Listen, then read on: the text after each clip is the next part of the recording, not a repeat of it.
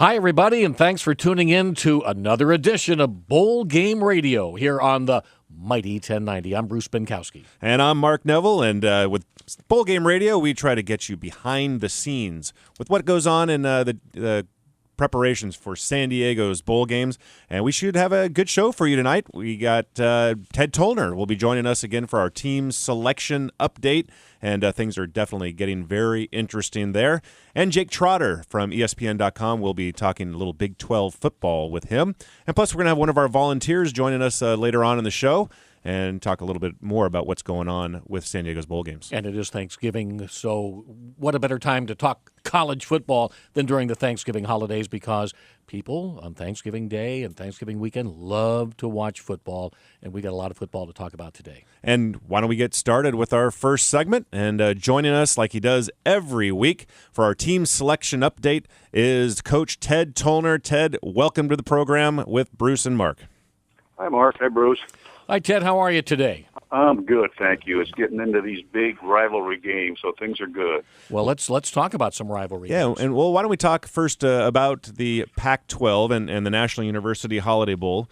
And Bruce, why don't you tell us first which teams we get and then who you think the front runners are? Well, we get the second selection after the playoffs, or the third pick. So the finalists, as far as we're concerned, are Oregon, USC, Arizona State, and Stanford. We think those are the top four. Ted, would you agree with that analysis so far? Very much so. And the thing about it that's so impressive, I mean, that conference is so strong this year. All four of those teams could end up with 10 wins. I mean, that's amazing. I mean, the conference has not been this strong in years. And like, as to reaffirm that statement, there are 5 teams right now in the Pac-12 that are in the BCS top 25. 7 of the teams are getting votes in the Pac-12 in the Associated Press poll. To what do you attribute this turnaround for the conference? Well, it seems like it goes in streaks sometimes. I mean, obviously it's recruiting. I mean, you got to have enough quality players to be that caliber of team. And sometimes a whole, not only just a university, but a conference will be down there. But now they've all had good recruiting years the last several years, and it's showing in the win-loss column. And it's just an outstanding conference now. It measures up to, from a win-loss standpoint, with the Southeast Conference, which is usually one of the toughest conferences in the country. You're listening to Bowl Game Radio. I'm Bruce Binkowski along with Mark Neville, and we're speaking with Coach Ted Tollner, and we're talking about, at least right now, the matchups for the National University Holiday Bowl. And these rivalry games all will have an impact on who the National University Holiday Bowl can select. So, Coach, let's talk first about UCLA and USC this weekend. That is a big, big rivalry game. Who do you pick? Oh, it's a toss-up game. I mean, obviously right now USC is playing the best football they have in the last several years, and they're on a roll. But UCLA is solid and good. They lost a tough game last week to Arizona State coming back. But that game, I had a chance to coach in that game 5 times when I was up at SC. And rivalry games are special, especially that one, because so many of the players are from Southern California. They played high school ball against each other. All the alums that work in the Southern California, so there's a great percentage of them that are SC UCLA, so they get bragging rights. And also, but because of that, it influences how much money they're going to give to the program. And then you get down to the situation of the coaches. I mean, coaches, those are big games. A rivalry game is critical for a lot of reasons, for recruiting, and also it can be big in terms of being able to keep your job. That sounds like there is a lot on the line in these rivalry games. Did you feel that pressure? Did it affect you at all when you were coaching in one of these games? Well, you were aware of it, but it was so exciting the whole week. Usually there's a bunch, there's separate functions. There's a luncheon, and each of these rivalry games have their own traditional things. But the SC UCLA thing was, whether you played it at the Coliseum or whether you were playing it at the Rose Bowl, it was an exciting week for the players, and the pressure and stress is there, but you really sometimes don't even realize it until the game's over and you look at the results and say, wow, what did we help ourselves or not? Did you find yourself having to deal with your freshmen in particular, or the sophomores, where they may not have ever been in this kind of a situation, and did the seniors really jump in and help the freshmen get through this thing? Well, yes, and it comes back to at every level. You need you need leadership in the locker room, and usually it's going to come in college from your upper class guys that are juniors and seniors that have the stability and the focus and don't get caught up in too much of the hoopla that goes with it. Our job is to play the best football we can and try to stay away from the distractions. But to some degree, you can control it, but a lot of it's human nature that you get caught up in the excitement. So yes, your upperclassmen do help you stabilize your approach to practice. Okay, so you're saying, I'm not putting words in your mouth, Coach, but you're saying UCLA SC toss-up could go either way. I think it is. I really do. I don't know. I don't even know what the point spread is, but I just know USC is playing great football right now, and UCLA has had an excellent year. They had a tough loss. I think it's a toss-up. I really do. Let's jump over to the Arizona State game. That game is a little different after what happened last week and Oregon getting stunned by Arizona. Yeah. How will each of those teams respond now? Will Arizona continue that type of play against Arizona State, and will Oregon continue that kind of play against Oregon State? Well, that's interesting because you never know. You never know how a team's going to respond to a big win like Arizona's. I mean, it should put them on a high where they feel like, we got 7 wins now. We got Arizona State who's already in the championship game. That's our rivalry. I felt like Arizona State was a pretty good, and there's no such thing as a lock, but prior to last week, I thought they were close to a lock in that game, and now the way that Arizona played against Oregon, I still feel Arizona State will win that game. It's like we talked about, all the traditional factors that are there in rivalry games are there, but I think Arizona State's just a better football team, and Arizona stepped up last week against Oregon and showed they can play. Now, Oregon's a different story. How they've had a couple of disappointing losses and have to reset their goals, even though they're having a great year. It's amazing how this goes. That Oregon can still have 10 wins, and that's a great year. But when they were undefeated, and looking at national championship picture, that they have to reevaluate. So their leadership here is going to be a big factor there. And how do they handle that disappointing loss? And do they rebound against Oregon State? My guess is that they will, and have a 10-2 year, and that's a great year. We did hear some of the Oregon players chatting about how they thought they may have been a little bit too good for the Rose Bowl last week. Do you think that had anything to do with the way that they performed in Arizona? I do. I don't know. I mean, the coaches up there would know better, but I do. I think when your players, and because they're young, they're young, and they can get caught up sometimes and thinking maybe they're a little bit more ahead of the rest of the pack than they really are, and not understanding you got to be ready to play every week. So I think they did get, whether it's cocky, but they got a little bit overconfident and got ahead of themselves a little bit. And as much as you try as a coach to keep them in perspective, sometimes that's hard to control. And so yes, I do. I think they got ahead of themselves, and now they're going to have to rebound, and we'll see how they do. So those of us in the college football bowl business, we like to say every game matters. Well, this weekend, the Arizona State game matters to the National University Holiday Bowl. Certainly the UCLA-USC game. And the Oregon State game matters to us. So I don't think we can count Washington State, because I don't think those teams are in our picture. And Stanford's playing a non-conference game against Notre Dame, so that one really doesn't matter for us. So really those 3 games are critical, and the results of those 3 games will have a direct impact on our selection. They will, and we're really in good shape. Though when you look at those teams and the likelihood that there's going to be somebody there with 9 wins for sure, but 10 wins, that's pretty special now. Ultimately, with that loss, Oregon's loss at Arizona, do you think now just one team is going to the BCS? I do. I don't think they'll take 2 now. I think what is the automatic berth is the winner of the championship game. Is that correct? Yes, the winner of the championship game will go to the Rose Bowl. So ASU or Stanford, one of those 2 are going to go, and I might, and that's a toss-up game too right now. I felt like Stanford earlier, but the way Arizona State keeps playing, that could go either way, and the home field advantage, I think, may fall to Arizona State based on what happens this weekend.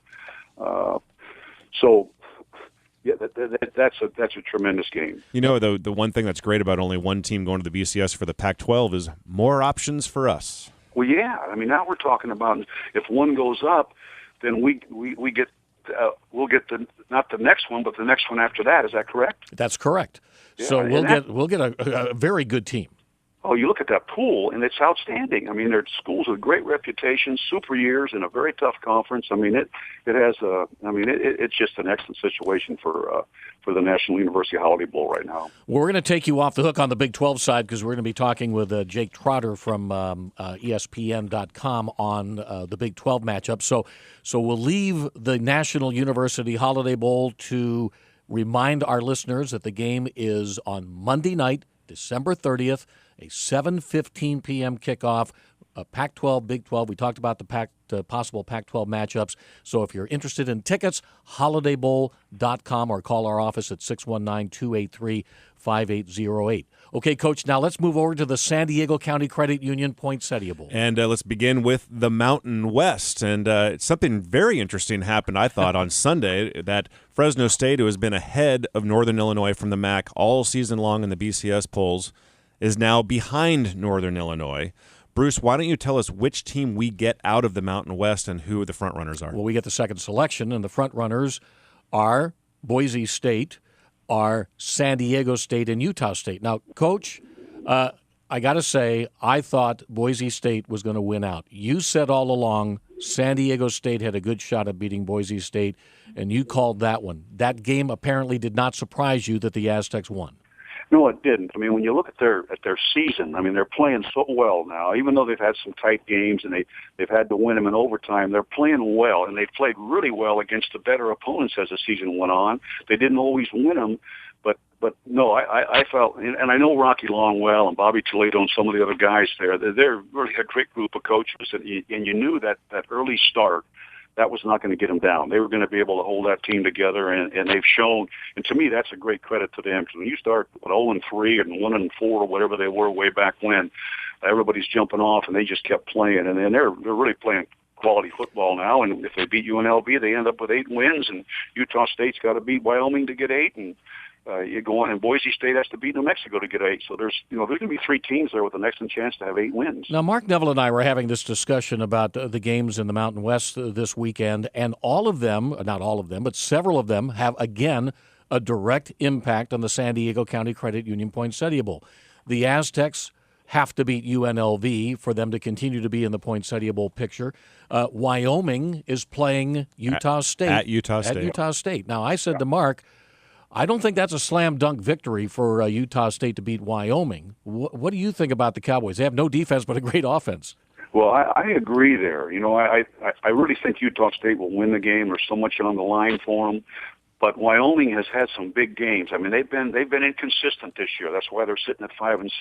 But they've played real well in some games, and this will be big for them to try to get to 6-6 and finish with at least not a losing record and trying to turn that program around. So I believe they can win, although I think that Utah State will win this football game. I just don't see a Wyoming team that barely squeaked by Hawaii having a chance there in Logan.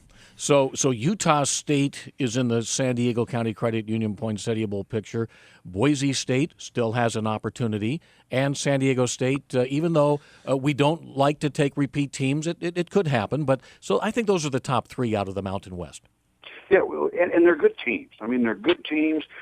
Solid. Again, when you get into the 8-win potential 8-win seasons, those are good years, and it depends on who you played and all that stuff. You're non-conference, but those are good selections of good programs this year for the Poinsettia Bowl. So we talked about Fresno State also now, how they have fallen behind Northern Illinois in the BCS poll, which is very important. It'll be interesting to watch what happens the next 2 weeks. Let's jump over to the Mid-American Conference now, and Northern Illinois, again, is in that spot right now to get a bid into the BCS. Bruce, who do we get out of the Mid-American Conference, and who are the potentials? I can't tell you who we're going to get because the conference is going to dictate that. But, Ted, we've had this discussion before. The potential teams are Buffalo, Bowling Green, Ohio, Ball State, Northern Illinois, and basically Toledo. almost everybody in the conference. Almost everybody available. I think the only team out of that group that is struggling is Ohio, but the other teams I mentioned are all solid college football teams. Ted, agree or disagree? I agree. I mean, Ohio is going to have to beat UMass to get to their 7th win, so they will more than likely have the fewest number of wins, and they've been inconsistent through the year, but they've had some big games. I like those other teams, but like you say, we don't get the pick here, so we'll see how it unfolds. But all I do know is the Mid-American is a much better conference than a lot of people realize. I mean, because in that part of the country, the Big Ten gets all the hoopla, and rightly so, but the Mid-American Conference is an excellent conference, so we're going to be in good shape there. We'll just see how it unfolds. It'll be really interesting to see what happens now with Fresno State, because they have a tough game. They have a rivalry game, and we've been talking about that. They're playing at San Jose State. And then Northern Illinois it looks like they got an easy one, but that easy one may end up hurting Northern Illinois, and Fresno State may have an opportunity to jump ahead of them to get that automatic spot into the BCS. Well, that's going to be an interesting deal. When you get into the poll determining potentially two undefeated teams, I wouldn't want that job right now because I mean they're obviously both deserving. It's very difficult to win 11 or 12 games in 1 year and with no losses, and so you'd like to see them have that opportunity to play in the BCS, but somebody else will make that decision. So sitting here on Thanksgiving weekend, we have about 10 potential teams that could play in the San Diego County Credit Union Poinsettia Bowl. We still don't know. Not bad. Not bad. Pretty good. And remember, again, our listeners, a reminder, the San Diego County Credit Union Poinsettia Bowl is Thursday, December the 26th, 6:30 p.m. kickoff, Mountain West against a Mid-American Conference team.